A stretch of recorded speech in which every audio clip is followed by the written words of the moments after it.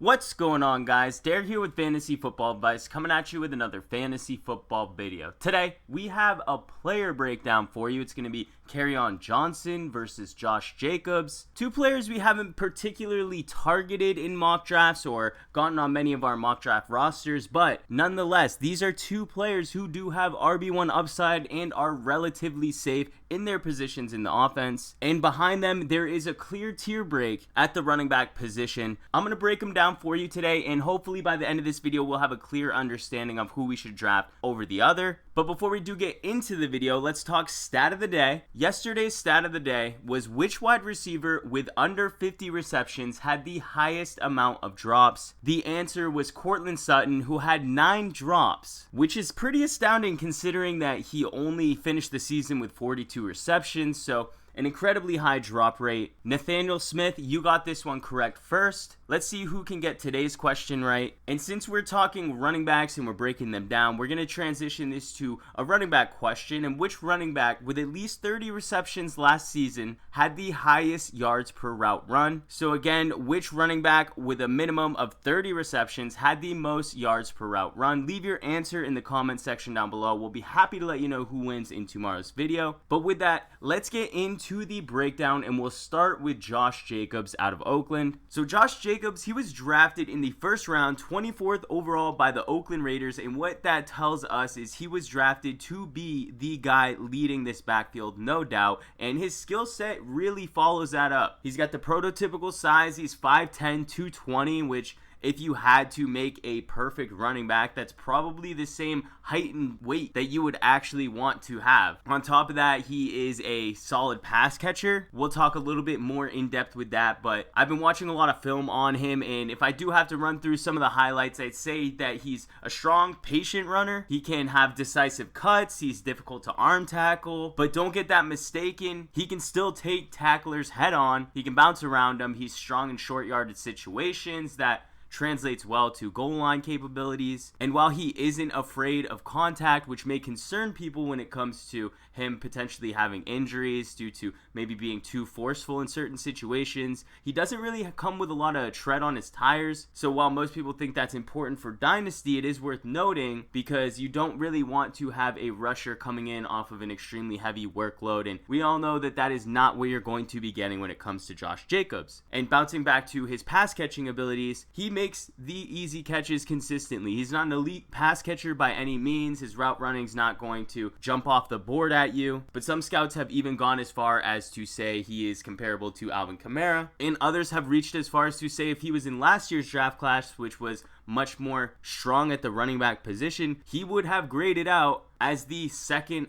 highest running back in that draft class behind only Saquon Barkley. I'm not sure I would agree with that take, but others out there certainly do, and that is their job to be scouting these players. So just throwing that out there. Not everything is good when it comes to Josh Jacobs though, so we do have to admit that he has a weakness in the pass blocking game, and he did have the luxury of running behind Alabama's offensive line, which has been known to boost player production. He's also lacking some home run speed. We saw that with his 40 time, which was a 4.65, or I'm sorry, a 4.69, and let's just say his other workout metrics were not great either. His best percentile grade was a 35th percentile, and that was in his burst score, so he really isn't a gifted athlete when it comes to that. The film doesn't really show that, and we have seen other running backs in previous seasons have success without having these workout metrics. They do give us more confidence in players, typically, especially heading straight out of the draft. But we all know Arian Foster, who has been winning fantasy championships for people in years past and would probably go down in the Fantasy Football Hall of Fame, was known as not being a good workout metric guy. In fact, Josh Jacobs did beat out Arian Foster in every workout metric and is his most comparable player in playerprofiler.com. So it's not necessarily a death sentence. It does give us more confidence, but it is something you do have to consider. When trying to project him out for the 2019 season, we really have to think of what his role is going to be with the Raiders, and the depth chart is no concern. He is going to have a safe workload, and you know this team is going to want to use him. They want to be right on their draft pick.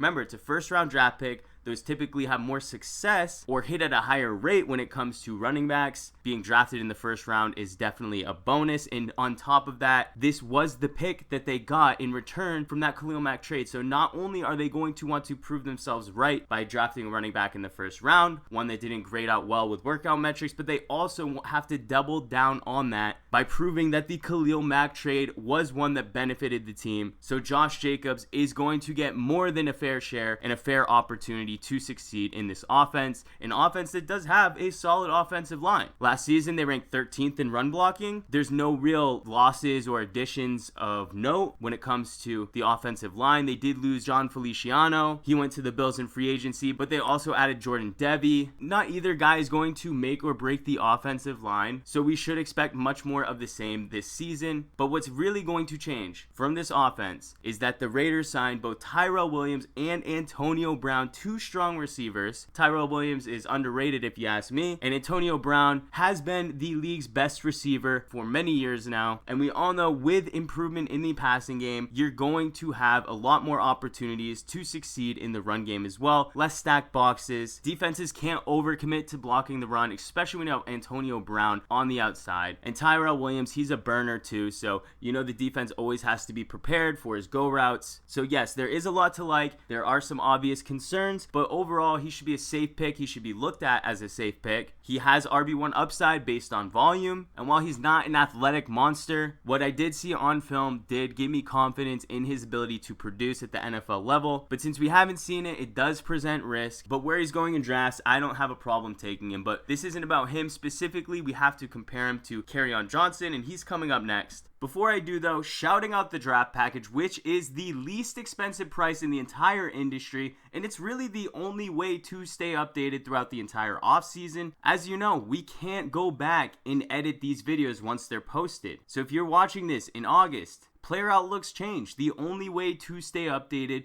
is to have access to our rankings and player breakdowns. And come preseason, things are going to change a lot. We have a way for you to get it for as little as $10. So if you want access, link is in the description box below. But on to Kerryon Johnson.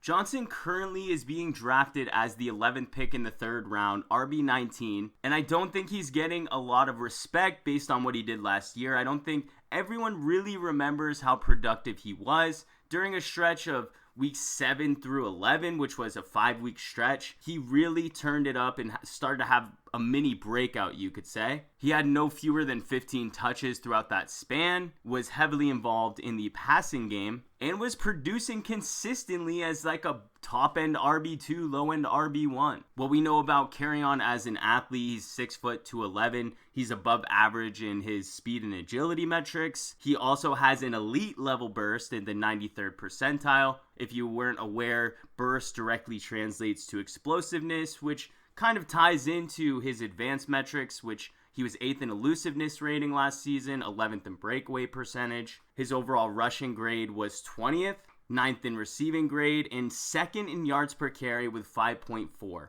And his success, it wasn't just by the numbers. He passed the eye test, 8th in yards after carry per attempt, 15th in yards per touch. He did all that on a really subpar offense and a middle-of-the-pack offensive line. The offensive line this season, we don't really see any signs of improvement, no real signs of regression. So theoretically, if he was able to produce at this high of a level, if he got that many touches this season, he should be able to replicate that. But we never want to expect high levels of efficiency, especially when we're talking yards per carry averages in the mid-5s. But the outlook, it's still bright. There are reasons that you could point to for improvement on last season. They hired Darrell Bevell as their offensive coordinator. What we know about him is that he does have a very run-heavy approach. His history, he had 7 years in Seattle, helped him win a Super Bowl. He was the OC through the time of Marshawn Lynch's best seasons, the Beastquake era. And before that, he was the offensive coordinator in Minnesota with those early Adrian Peterson years. So he's always had a really strong run game and relied on one rusher. The only rusher you could really point to in this offense to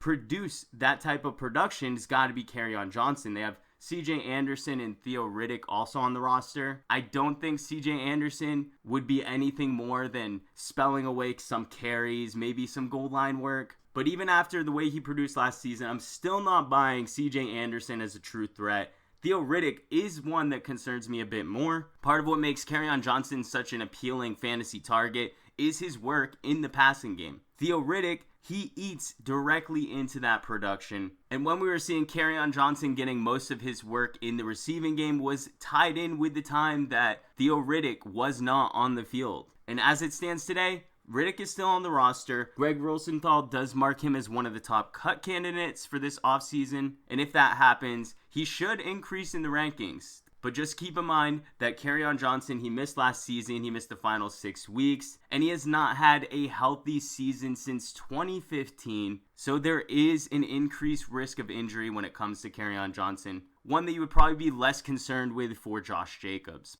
So it's coming time to make a decision, and I just want to say that I think both these players are extremely close. It's no doubt why these players are going back to back. And the way I see it, I'm giving both offenses a wash. I don't think either one has a significant advantage. If I had to say upside, I'm clearly going with Oakland Raiders. You know, with Antonio Brown coming, it looks like they're trending upward. I would not say the same about the Lions. But while the Lions offense isn't trending upward, it's trending in the direction to directly help Kerryon Johnson. Darrell Bevell as offensive coordinator is going to be a great thing for him. Relying on the defense, relying on the run game, and a potential cut of Theo Riddick could take Kerryon Johnson's production to the next level, and he doesn't even need to do anything more than he did last season to pay off his draft price. And then factoring in the potential cut of Theo Riddick is just the icing on the cake. Josh Jacobs, don't get me wrong, he has more of a secure workload, less depth chart concerns, and even though he looked great on film, there are some things that concern me, mainly his workout metrics. I'd like to see it first before I believe it, because if he didn't pan out, the efficiency didn't translate to the NFL level, I would have said that I should have seen it before. And at Fantasy Football Advice, we do have to take the numbers for what they are. Kerryon Johnson has the numbers to back it with 1 year of NFL experience. So for those reasons, I'm sticking with Kerryon Johnson, but I can understand why some of you may want to choose Josh Jacobs over him, and that's just my take. Let us know yours in the comments section down below. If you did enjoy this video though, please give it a big thumbs up. Really helps grow the channel. If you're new to the channel though, make sure to subscribe. We post videos 7 days a week throughout the entire off season. And while you're here, watch some of our other videos. I'm going to throw some up on the screen for you. But we thank you all for watching, and we'll catch you on the next one.